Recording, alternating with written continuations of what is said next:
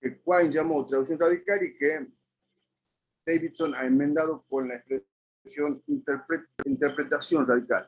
De alguna forma, ese esquema, esa ficción, ¿sí? Fíjense que conocemos de experimentos gramaticales diestenianos raros, de si la muela le puede doler a uno en el cuerpo de otro, etc. Pero ninguno es tan raro y tan imposible como este otro, que es de Quine, que es que una persona puede comprender a otra sin compartir nada. Primero se lo plantea como una especie de metáfora, digamos, antropológica, de que, bueno, una persona va a un lugar, conoce una tribu muy extraña y a partir de cierta... Perdón, Santiago, está mandando Javier que no puede entrar. Javier no puede entrar. Javier Vilanova no puede entrar. Sí, sí.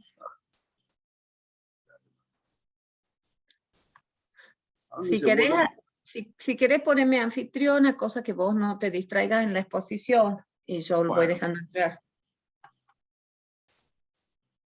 Hacer anfitrión. Bueno, fíjate que es. Fíjate ahí y copiar en todo caso el link, capaz que no. Bueno, entonces, en cierto sentido, lo que yo pienso es que no hay ninguna, es el experimento quizá más ridículo. Digo, a pesar de que nosotros conocemos casos desopilantes en Wittgenstein, ¿sí?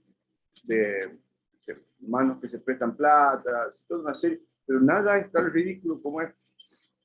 ¿Por qué? Porque la situación de encontrarse con alguien con el cual uno no comparte nada, pero que puede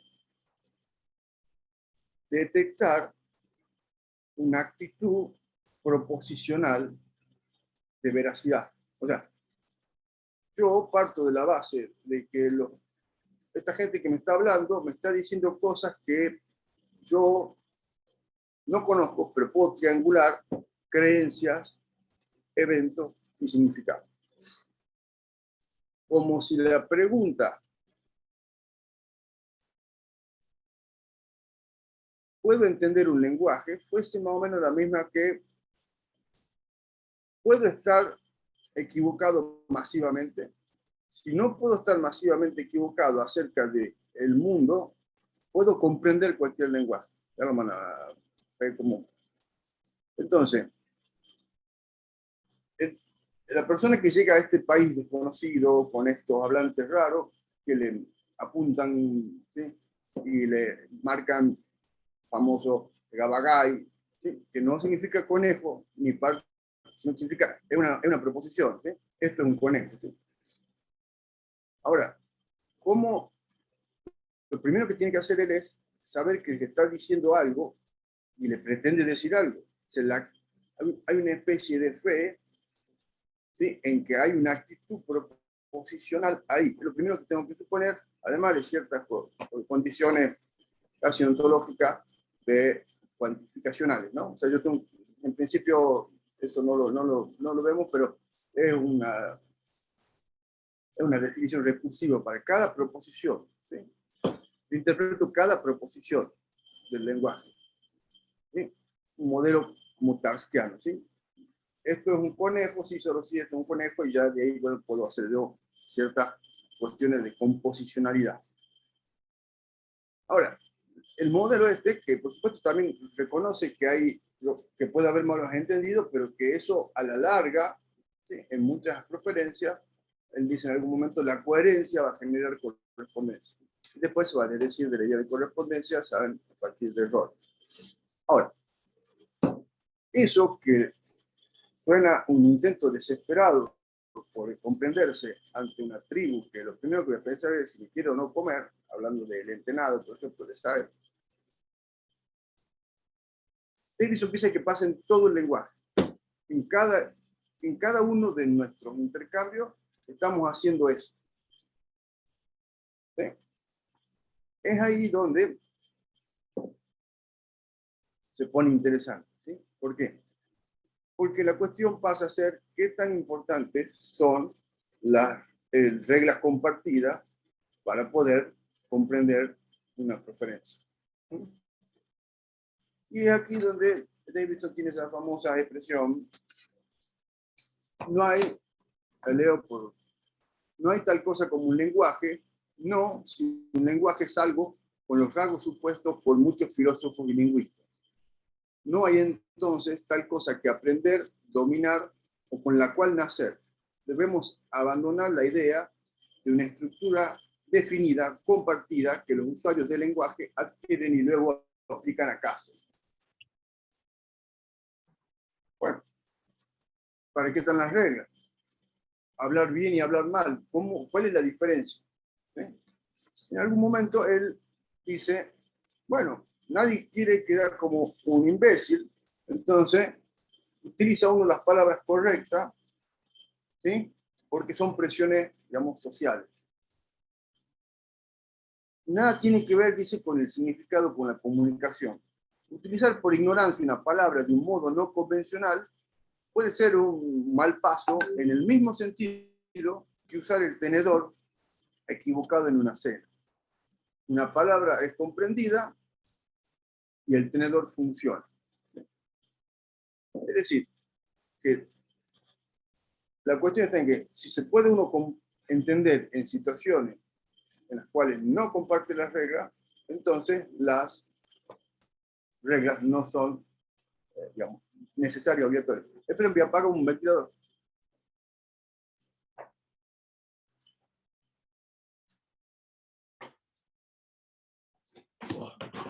No sé si escucharon ustedes por detrás un zumbido. Bien. Entonces, si las reglas son algo así como algo contingente, innecesario, ¿sí? Recordemos el caso este del intérprete radical, que es radical no en el sentido, bueno, acá radical es un partido.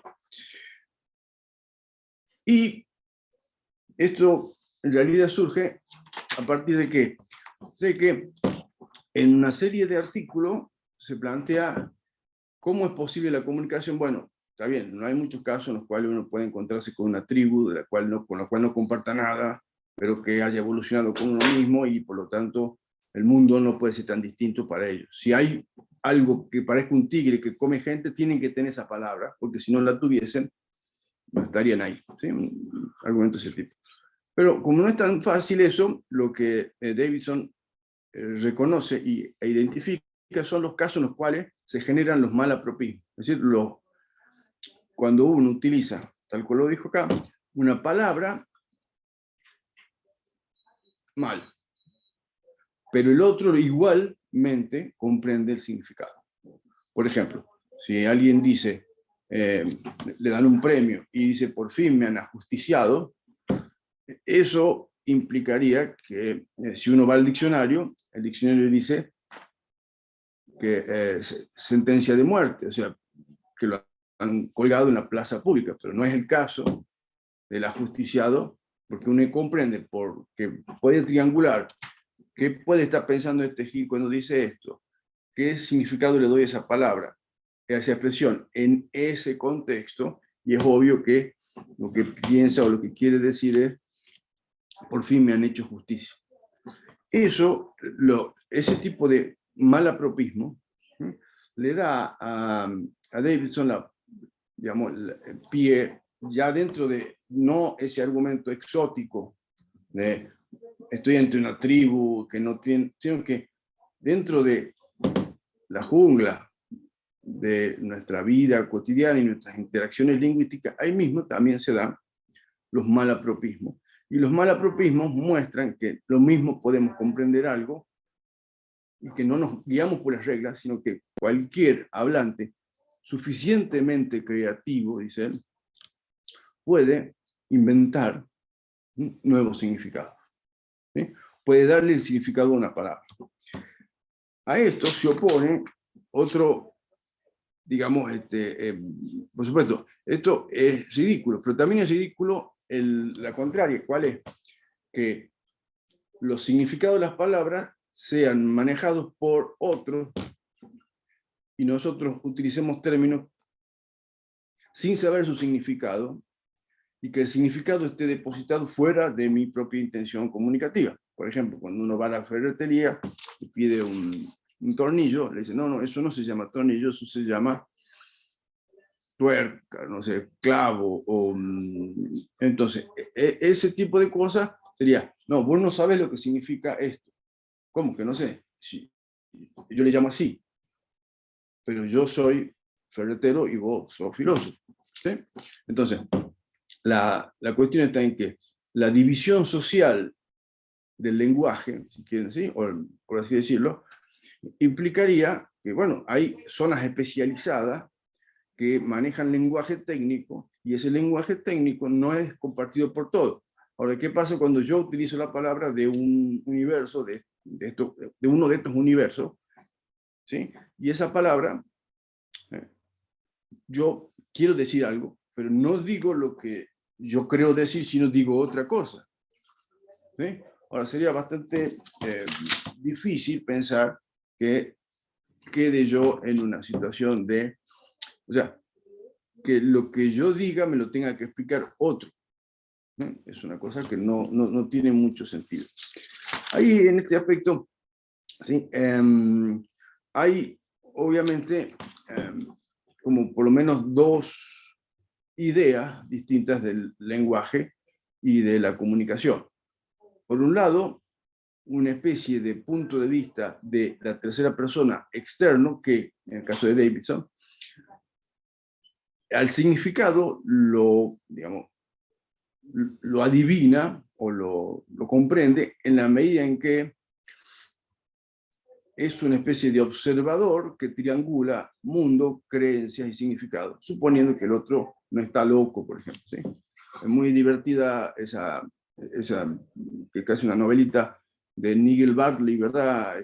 Viste que se llama El antropólogo inocente o algo así, ingenuo, que es un antropólogo que va y toda la tribu se le acabó de risa todo el año.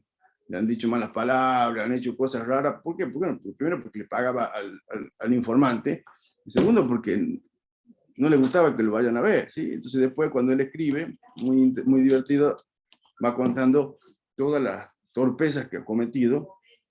¿Por qué? Porque él pensó que era un intérprete, ¿sí? Que él estaba entrando en la cultura y en realidad se estaban mofando de él, ¿sí? Bueno, entonces ahí dice, bueno, no, pero ese no es el caso típico, dice, porque si fuese así no nos entenderíamos. En general tenemos actitudes responsables hacia la veracidad de lo que decimos. En la discusión con Dummett, obviamente que no piensa que haya un desde afuera del lenguaje, sino que si bien no es la primera persona del singular, un yo, sí implicaría una serie de reglas compartidas que son el presupuesto de cualquier otra comunicación, de cualquier tipo de comunicación, de cualquier tipo de intercambio. Es decir, en eso es wittgensteiniano, obviamente, que hay un suelo a partir del cual, ¿sí? O sea, no es que nacen con lenguaje y lo único que hace es traducir o interpretar, sino que lo que se hace es adquirir una forma de vida, un lenguaje, etc. Eso lo que hace Dummett, y es muy interesante y muy cruel, ¿sí? Es decir, que la posición de Davidson es la posición de Humpty Dumpty en Alicia. ¿Sí? Creo que lo conocen les leo por las dudas, ¿sí? Humpty Dumpty dice a Alicia, ahí tienes gloria para ti. No sé qué quieres decir con gloria. Humpty Dumpty se ríe. Por supuesto que no lo sabes hasta que yo te lo diga. Quise decir, ahí tienes un argumento derribador para ti. Pero gloria, dice, no significa un buen argumento derribador. Cuando yo utilizo una palabra, dice Humpty Dumpty, bastante enojado, significa exactamente lo que yo elijo que signifique, ni más ni menos. Es decir, Humpty Dumpty sería el modelo de que cualquier palabra puede funcionar como yo quiera. Y Alicia, en cambio, piensa que esa es la otra postura, pero las palabras dice, gloria no significa tal cosa. ¿Sí? O sea, no puede entender la innovación o la novedad. Ahora, La discusión con esto, que es muy larga, y es que Humpty Dumpty, cuando explica el significado de gloria, le dice, eso es un argumento derribador. Pero esa expresión, un argumento derribador, no está dicha en el lenguaje de Humpty Dumpty, porque si no sería, tampoco lo entendería. Humpty Dumpty tiene que traducirle a Alicia qué quiere significar con una palabra. Ahora, Alicia es como si fuese que una talmudista del diccionario. Eso no significa esto, como ejemplificando una situación quietista. En el propio, cuando se tiene que defender, ¿sí? Hay una cuestión, que es que cuando yo comprendo a alguien que me dice algo, es porque yo hago lo que llamará, ¿sí?, una teoría momentánea del significado. Es decir, como que hay un momento en el cual asintóticamente nos encontramos y nos entendemos. No hay teoría previa, lo previo me sirve en todo caso para agilizar algo, pero en principio cada vez que yo hablo con alguien, genero, ¿sí?, una especie de acomodamiento recíproco, ¿eh?, de teorías de largo y de corto alcance para que haya una interpretación. Si yo supongo que este está queriendo decir tal cosa y el otro supone que yo voy a interpretar tal cosa, entonces en algún momento en el intercambio nos podemos entender, ¿sí? Incluso a veces nos tenemos que explicar entre nosotros los significados, como el caso este de Humpty Dumpty. Yo te quiero decir con esto, esto, con esto, esto, mira esto, ¿sí? Y en algún momento nos referimos o nos remitimos a una situación, ¿sí?, compartida. Ahora, el problema está en que sí, habría como dos teorías, la teoría del hablante y la teoría del intérprete, ¿sí?, que tendrían que coincidir en algún momento. Ahora, uno de los problemas que Dummett le dice es, bueno, pero ¿cuál es la teoría? Es un acomodamiento infinito, pero que nunca termina. ¿En qué momento se da, ¿sí?, la interpretación? ¿Sí? En realidad lo que dice Dummett es, no, hay una teoría, y la teoría no es la del intérprete en tu caso, sino la del hablante. Por eso le dice que es un Humpty Dumpty, porque él está privilegiando, ¿sí?, la perspectiva de que la persona, la primera, de alguna manera, que el que habla, ¿sí?, es el amo del lenguaje, el que puede decir cualquier cosa con cualquier palabra, ¿sí? Por supuesto, acomodando a la audiencia. Pero en ese acomodamiento, el que se está acomodando es el hablante.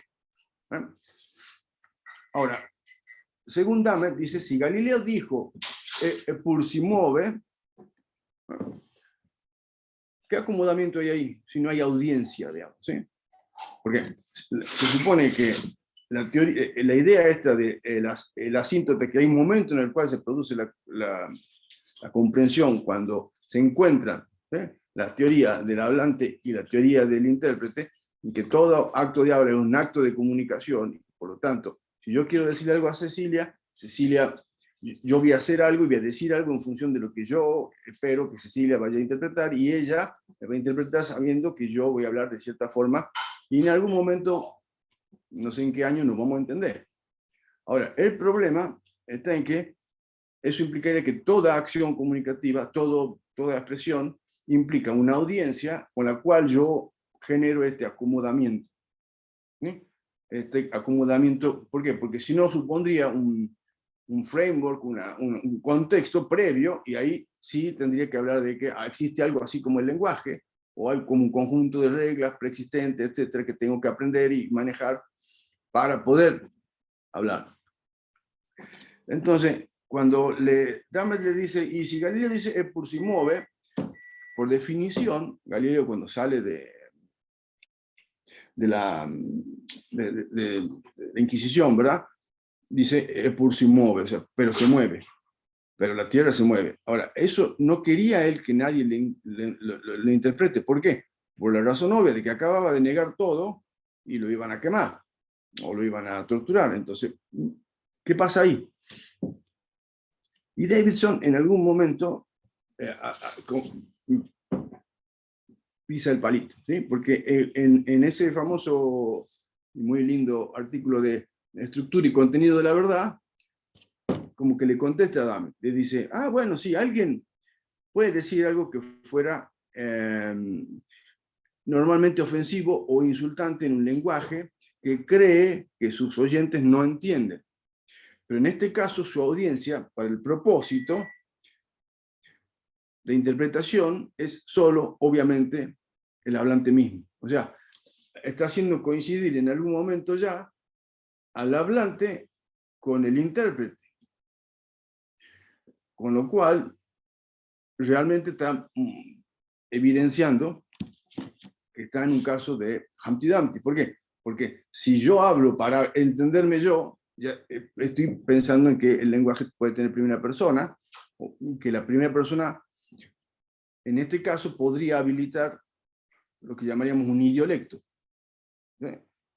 Ahora, también Dahmer le pega bastante con otros ejemplos que son muy divertidos, ¿no? Por ejemplo, en un musical que se llama Top Hat, de Michael Sandrich, con Fred Astaire, hay un hombre que están en Italia, creo, y lo insulta al policía en inglés. Y él no quiere que el policía lo entienda, porque si lo entiende, va preso. Y el policía resulta que sí habla inglés. Le dice, ¿cómo? Perdón, no quise decir eso. Ahora, según la teoría, nunca podría yo querer hablar para no comunicar. ¿Sí? Entonces tiene que replegarse, si quieren, ¿sí? A pensar, bueno, la primera, digamos, en algunos casos la audiencia soy yo. ¿Sí? Ahora, ¿eso puede ser lenguaje? Según el propio esquema davidsoniano, no. ¿Sí? Fíjate si permite eso, ¿sí? Porque diría que puedo tratar de seguir una regla, y estoy siguiendo una regla general, supongo yo. Y fíjense, lo de Galileo a mí me parece muy interesante porque es una expresión del metalenguaje. Dice Galileo, o sea, por si mueve, diciendo, bueno, lo que yo he dicho, lo puedo haber dicho, pero en realidad tendría que haber dicho esto. ¿Sí?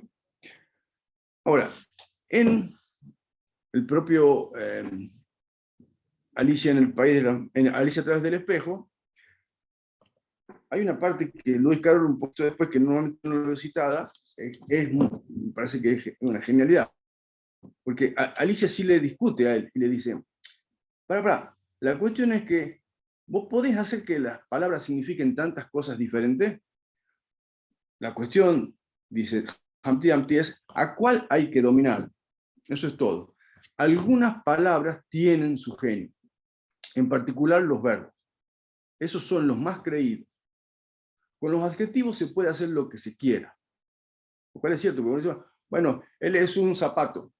Y uno entiende más o menos que está queriendo decirle algo despectivo, ¿verdad? O sea, qué zapato que sos. O sea, el adjetivo permite,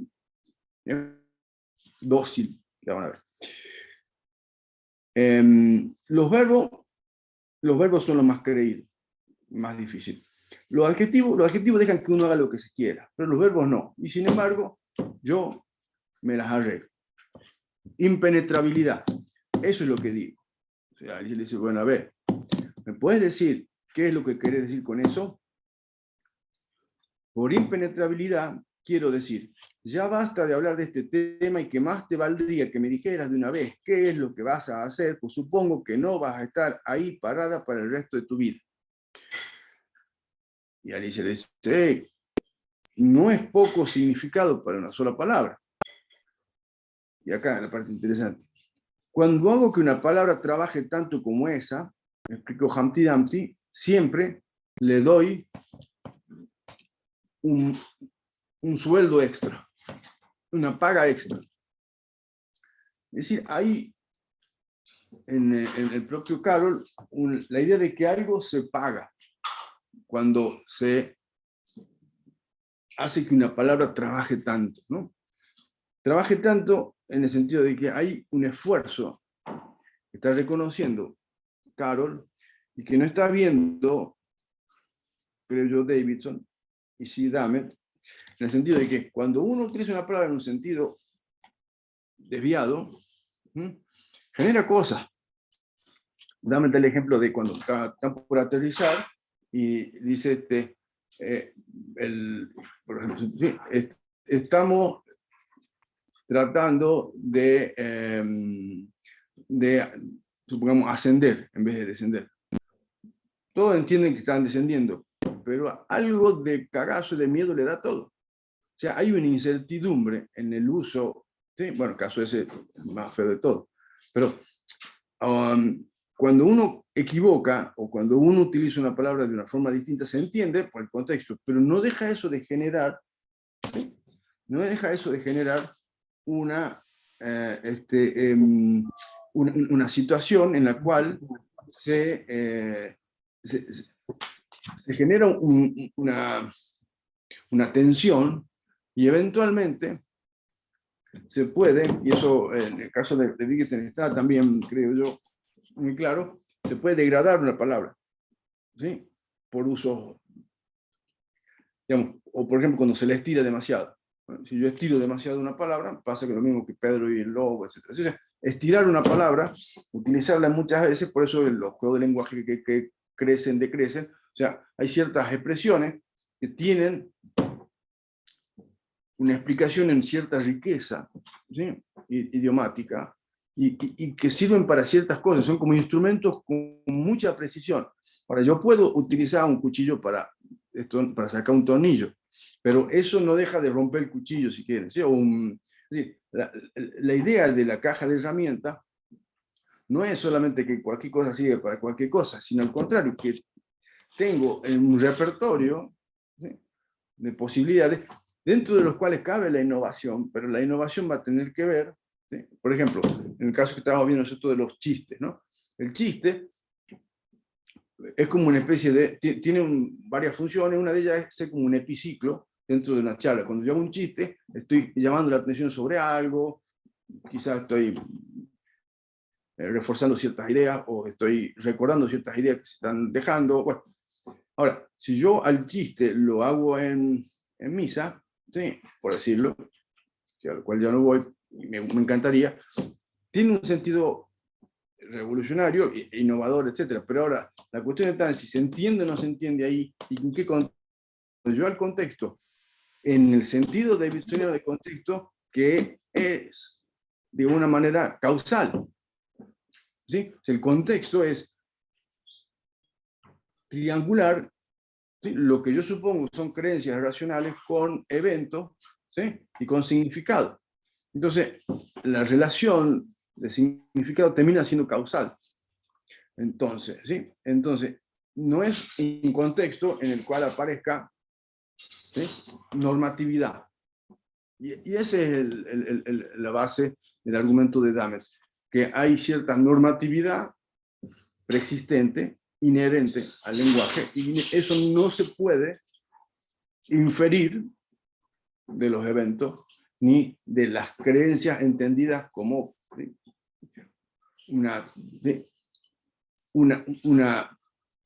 un producto causal del ambiente. O sea, él dice, bueno, razones y creencias, bueno, es un tema, razón y causa, pero hay razones que son causas, ¿verdad? Es un poco esa la idea. Lo que sí le criticaría yo a Dummett, que como buen pastor, digamos, cuida al lenguaje como si fuese un fin en sí mismo, en cierto sentido. O sea, él dice que hay una obligación hacia el lenguaje, un poco, ¿no? Como si fuese que no se puede utilizar una palabra de una forma desviada porque degradamos el lenguaje.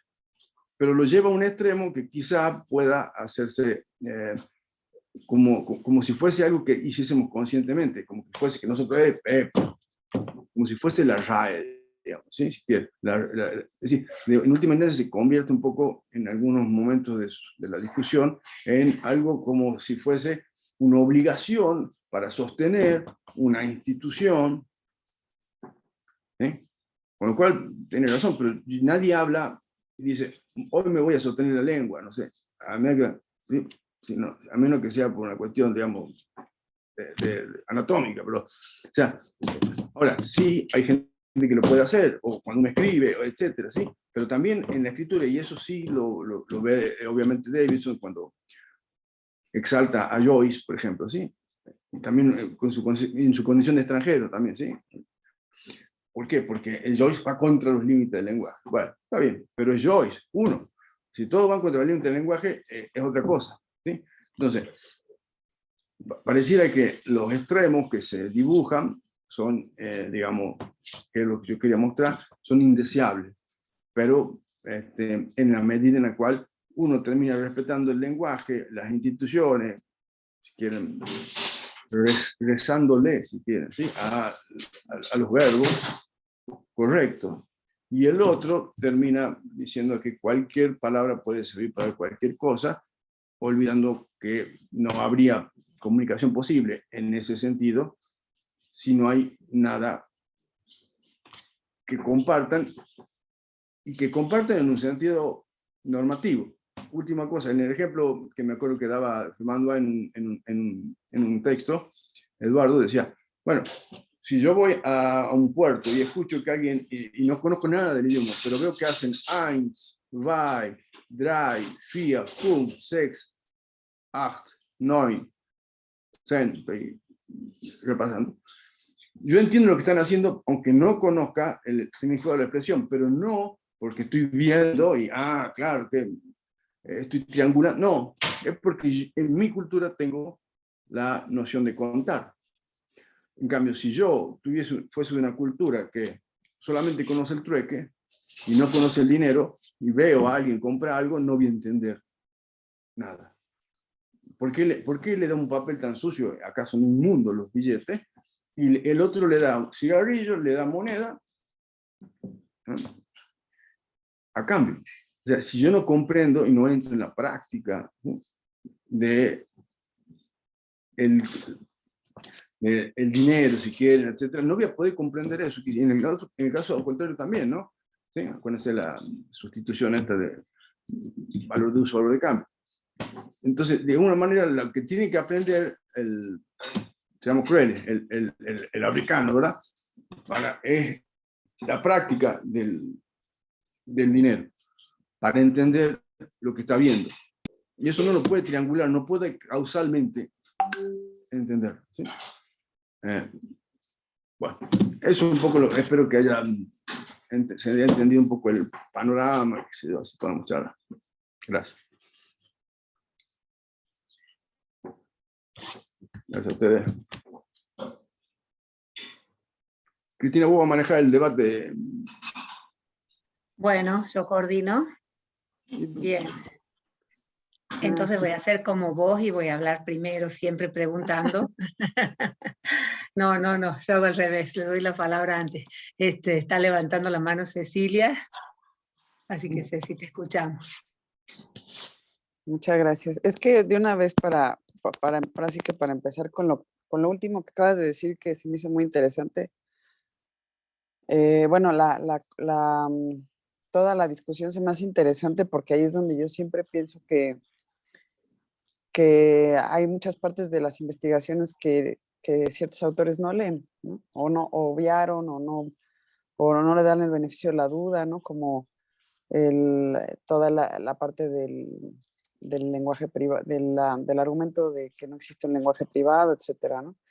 Pero esta última parte del contar, bueno, del contar o del contabilizar, el último ejemplo que diste, pues nos remite a lo primero que te iba a decir, que es, ante la pregunta que es no compartir nada, pues también hay un problema muy grande que es, pues que sí comprendemos por lo menos las formas de vida, ¿no? Y entonces en las formas de vida, pues, aun cuando no conozcas una forma de vida, por más alejada que te parezca, algo puedes deducir o en el contexto algo puedes sostener, ¿no?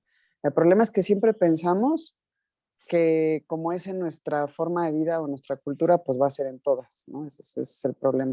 O que como ya conoces una regla y ya sabes cómo usar algo en particular, Entonces siempre se va a usar así, ¿no?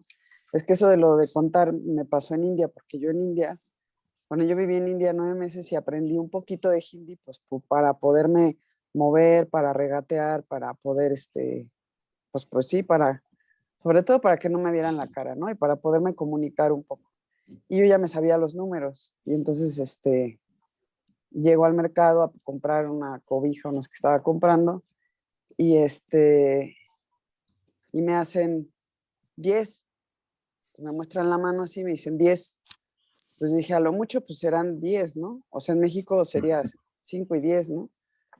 Y yo pero yo así segura de la regla de que sabía los números, le dije 5. Me dijo, no, 10. Dije, ya no entendí, ¿no? O sea, y ya completamente la regla se me desapareció por completo porque dije, yo me sé los números, sí me sé los números, ¿no? Entonces le hice 1, 2, 3, 4, 5. Y me dijo, no, 1, 2, 3, 4, 5, 6, 7, 8, 9, 10. O sea, ellos cuentan las falanges, no cuentan los dedos. Y dije, o sea, yo muy hasta enojada, ¿no? Le dije, 1, 2. Me dijo, ¿cuál 1, 2? 1, 2, 3, 4. Dije, entonces son 10. Pero entonces ahí, o sea, tú vas como con tu univocidad de la regla que según tú crees que estás siguiendo, y esa no es la regla, ¿no? Pero ahí creo el problema justamente de Davidson es que también está en las investigaciones y que lo dice muy, muy interesante Wittgenstein, pues por ahí de los 150, por ahí del 150, ¿no? Que dice, tú puedes creer que sigues una regla, pero pues eso qué, que tú creas que estás siguiendo la regla correctamente, no quiere decir que la estés siguiendo. ¿Cuál va a ser el criterio para saber que la estés siguiendo? Pues el contexto, la sociedad, no tú. Y entonces ahí es donde sí creo que ignoran mucho a Wittgenstein, cuando se quieren volver al punto de partida del sujeto, ¿no? O sea, yo estoy siguiendo la regla, bueno, pues, pero el criterio no lo vas a dar tú, o tu creencia de que sigues la regla, o tu entendimiento de algo, sino toda la comunidad, ¿no? ¿Cuándo se da, y además, Siempre va a haber la ¿y cuándo, confrontación, ¿no? Uh-huh. ¿y cuándo se da la comunicación? O sea, ¿cuándo sabes que te has comunicado? Es decir, ¿en qué momento? Bueno, ahí Cuando el otro te contesta, ¿no? te contesta y hay algo, digamos, llamaríamos de felicidad, ¿verdad? Y no fracasa, ¿verdad? En el sentido de los actos, ¿no? Porque si no es como que o me quedo con la idea de que yo comprendo porque participo de la forma de vida, pero ¿cuándo participo realmente y hasta qué punto nosotros participamos en la misma forma de vida? Porque a fin de cuentas no es ser latinoamericano, sino es otra cosa. Quizá nosotros como filósofos estamos más cerca de Dahmer que del vecino, digamos, es decir, el sentido de que por ahí a veces se dice cultura, pero en la cultura hay miles de cosas que yo no entiendo, hay cosas que no entiendo, ¿no? Y también hay un pecado ahí, un pecado, ¿no? de creer que entiendo, ¿sí? Entonces, lo que vos decís, bueno, si yo ya aprendí los números, 10, pero vos no te das cuenta que había una complejidad con respecto a cómo contar. La persona que ve un trueque, a nosotros nos chocaría muchísimo. Podríamos comprenderla quizá, pero ¿hasta qué punto? Porque pienso que si yo hubiese una comunidad de trueque, alguien puede entender lo que es un trueque en particular, pero formar parte de esa Weltanschauung, si quieren, de esa Weltbild, de esa situación, cambiaría muchísimas de las ideas que tengo en otro sentido. Sí, como diciendo, no es solamente que haya o no el billete, es una cuestión de otra forma de vida totalmente distinta que ni te lo imaginas, a todo lo que va a cambiar si que vos entendieras realmente.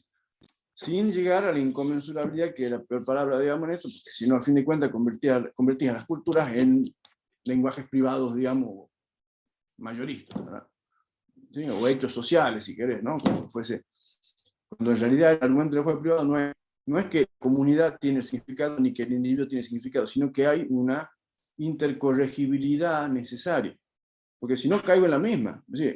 porque a fin de cuentas estoy hipostatizando el individuo portador del significado y el hecho semántico lo pongo, ¿verdad?, en la comunidad, y no logro nada, digamos, porque lo único que estoy haciendo es trasladando, ¿sí?, digamos, el paquete. Perdón. Y eso es lo que digo que está mal de, bueno, que se ignora completamente la concepción wittgensteiniana del uso, porque si sigues haciendo la relación significado-palabra, o así, uno a uno, objeto, significado, palabra, y el triángulo de Peirce, o lo que quieras, pues vas a seguir ahí dando vueltas, porque mientras no veas la concepción completa del uso, de la idea de uso, pues vas a seguir metiéndote en los problemas de la relación con el significado, y la pregunta va a seguir siendo por el significado de las palabras, pero no de cómo se usa, ¿no? Entonces, pues ahí es donde no sé si no lo aceptan, digo, gente como Davidson, no sé si lo leyó y no lo acepta y se quiere regresar al modelo del significado, o no, no le parece suficiente, pero ahí es donde yo los leo y Yo digo, creo, bueno, resuelto está, nomás que no lo quieren ver, ¿no? Sí. yo creo que lo que hace Davidson es poner todo eso en el principio de caridad, del cual he hablado mucho, pero se pone todo eso dentro de, bueno, hay cosas que tenemos que compartir mínimamente, ¿sí? Y ahí mete todo, vuelve me parece a mí, ¿sí? Mete la lógica del segundo orden, o sea, cuando habla de, bueno, el otro tiene que ser un ser racional con el cual comparta ciertas ideas, cierto marco, que llama el principio de caridad, que el otro quiere ser veraz, que tiene creencias parecidas a las mías. Ahí me parece que es donde está metiendo todo, a mi modo. Bueno.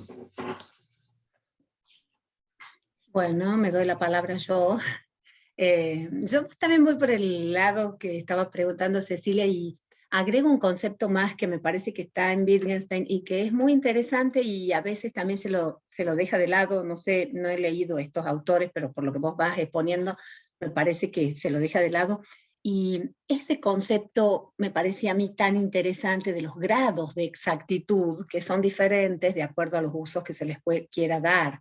Entonces, me parece que esto muestra la falta de uniformidad del lenguaje que se suma a las diversas funciones, pero dentro de una misma función tenemos grados diferentes de exactitud y grados de significado. Me parece que eso enriquece bastante la cuestión, se vincula mucho con el uso y con la praxis, y bueno, también depende con qué grado de exactitud nos necesitamos comunicar. Yo sumo también un pequeño ejemplo, también por el mismo lado que contaba Cecilia.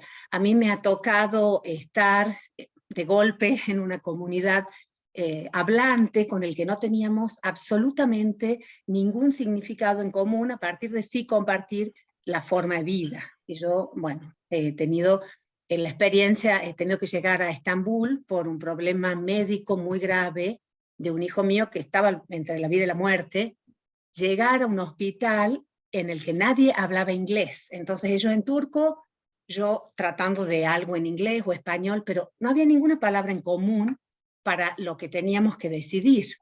O sea, yo había estado ya en Estambul y no sé, sin hablar y ellos inglés, podés comprar un café, podés comprar tal vez alguna cosa, ellos tenían mucho interés en comunicarse, pero la comunicación era imposible a pesar de que la forma de vida era bastante similar. Entonces me parece que esto trae también a colación el problema de la exactitud, como si podemos comunicarnos en un nivel bastante básico, pero ya cuando había que tomar decisiones que involucraban la vida de una persona, es como que yo notaba que era imposible la comunicación porque no pertenecía a ese juego de reglas. Entonces me parece que esto pone en juego el tema de la exactitud, de la necesidad o no de exactitud con la que nos podemos mover. Y me parece que es un concepto que sí está presente. Siento lo mismo que Cecilia, ¿no? Que a veces cuando se habla de Wittgenstein, algunos conceptos van quedando afuera. Entonces me parece que de exactitud era interesante para sumarlo acá. Como el nivel de precisión que necesito. Lo que pasa es que creo que Davidson, bueno, ya más técnico, siempre está pensando en proposiciones. yo no sé si, digamos, en proposiciones y en proposiciones que, en general, por lo menos en la base, digamos, que pueden ser verdaderas o falsas. Porque, digamos, la base de la idea es de que el concepto de verdad es primitivo porque contiene el concepto de error y, por lo tanto, cualquier lenguaje, para que sea proposicional, tiene que tener digamos, la bipolaridad. Así que por eso que muchas veces no se han visto que Tomasini, que vea todo desde Wittgenstein, pero le dice tractariano a veces a Davidson y a Quine, pero le dice por esto, por el culto a la proposición y a la bipolaridad, digamos, al verdadero o falso.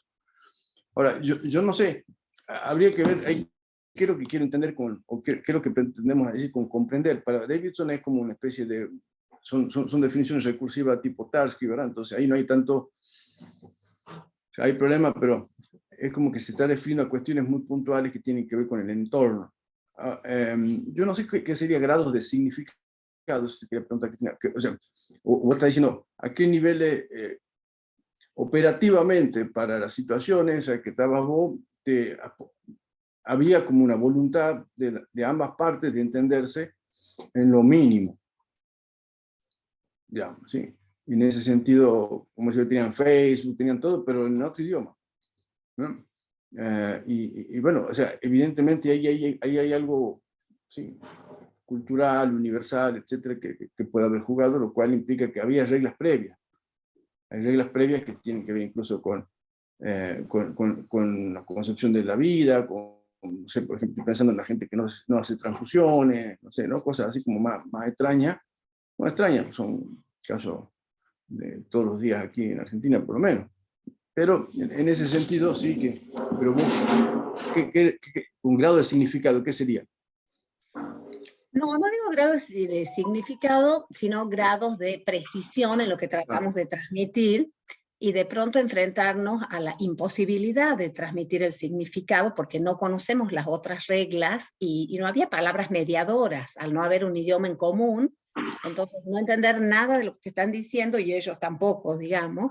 Entonces, como tal vez en otros grados de comunicación sí podíamos entender algo, o sea, para decir, bueno, quiero tomar un café en el bar, con las señas nos entendíamos, pero no para estos grados de precisión que necesitábamos en ese momento. O sea, cuando ellos me dicen en turco que tome la decisión, si había que operar o no operar, y no había forma de que yo interprete lo que me decían, hemos tenido que recurrir a un intérprete que nos habían mandado. Pero claro, me parece que ahí se ponía en juego esto wittgensteiniano, cuando él habla en el ejemplo que no es lo mismo ir a comprar 1 gramo de oro que, por ejemplo, si compramos pan. Entonces, cómo dentro de una misma función del lenguaje, que es la comunicación, tenemos distintos niveles de comunicación. Pero pensar, ¿no? por ejemplo, también en el caso de los diplomáticos. Cuando uno tiene que traducir en casos diplomáticos un texto, tiene que ser, o sea, el cuidado tiene que ser supremo, porque puede generar una guerra, ¿no? Digo, o sea, es como que, no sé si creo que Macri en algún momento le dijo, sí, habló con el canciller, me ha dicho que ya vamos a charlar de Malvinas, casi se arma un quilombo allá, ni hablar de acá, pero allá, porque para ellos era como que, ¿cómo puede ser que el primer ministro le haya dicho, mentira, obvio, le tocó ya vamos a hablar de Malvinas, ¿no? Bueno, comamos primero. O sea, eso, digamos, si fuese un documento, digamos, incluso hay un problema grave ahora con el canciller Fourier, que si no me equivoco firmó borracho un documento, no borracho, estaban tomando, digamos, ¿sí? un documento diplomático, y no puede tener absolutamente ninguna, digamos, o sea, es como que los niveles de precisión, quizás es otro lenguaje, incluso, ¿no? Pero es interesante, digamos, que uno por ahí puede necesitar ciertos consensos muy precisos, digamos, ¿sí? En ese sentido. Y ahí sí, yo me acuerdo que Miguel en algún momento dice, está lloviendo, llueve mucho, pero ¿cuántas gotas caen? ¿Qué sé yo? Un montón. Pero decime la cantidad, no es un montón, llueve mucho. A nadie le importa la cantidad de gotas, no tiene nada que ver eso acá. Y entonces, y así se parecen los positivistas en eso. Quieren saber cuántas gotas hay cuando no interesa. una cantidad de otras, sino si llueve o no.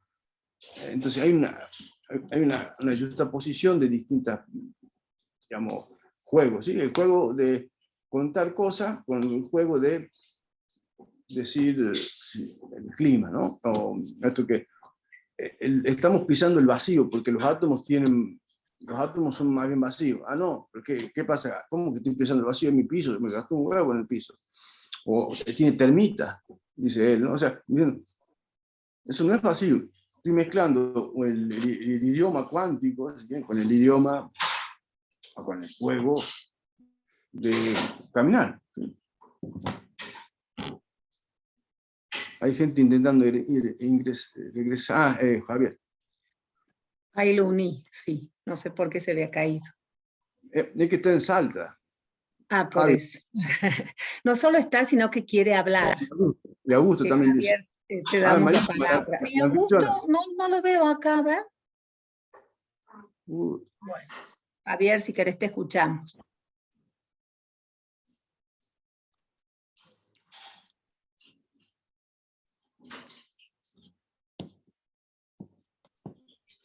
Javier, ¿estás? Justo que está cerca y no está en España, nada. Sí, ahí está. Ahí está. Javier, ¿escuchás?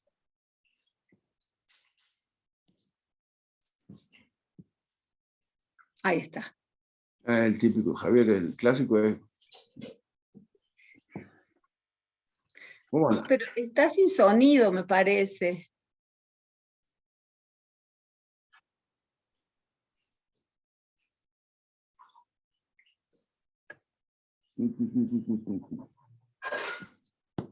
A ver, no sé si está con sonido. Bueno. Que pregunte otro. ¿Está Ah, otro? ¿hay Bueno, alguien más que quiera preguntar? mira, iba a hacer el cierre.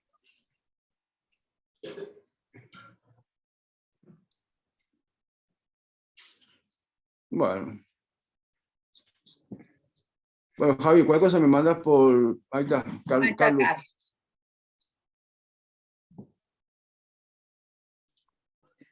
Hola, hola, ¿se escucha? Sí. Sí, bueno. Bueno, buenos días al resto, a Cristina y al resto de los integrantes, no los conozco. Muchas gracias por la invitación de Santiago. Y bueno, reconozco que estoy frente a la República Wittgensteiniana de Tucumán, digamos, ¿no? Entonces es un poco difícil decir algo. Pero solamente una observación de comentario, únicamente a la presentación de Santiago que me encantó. Yo no soy un filósofo del lenguaje, pero bueno, me hizo recordar varias lecturas ya un poco viejas, pero bueno, las actualizamos. Y la observación que hacía la compañera Cecilia. La pregunta era la siguiente, porque recuerdo en algunos momentos donde la cercanía a Wittgenstein era un poco mayor, que había salido o había cierta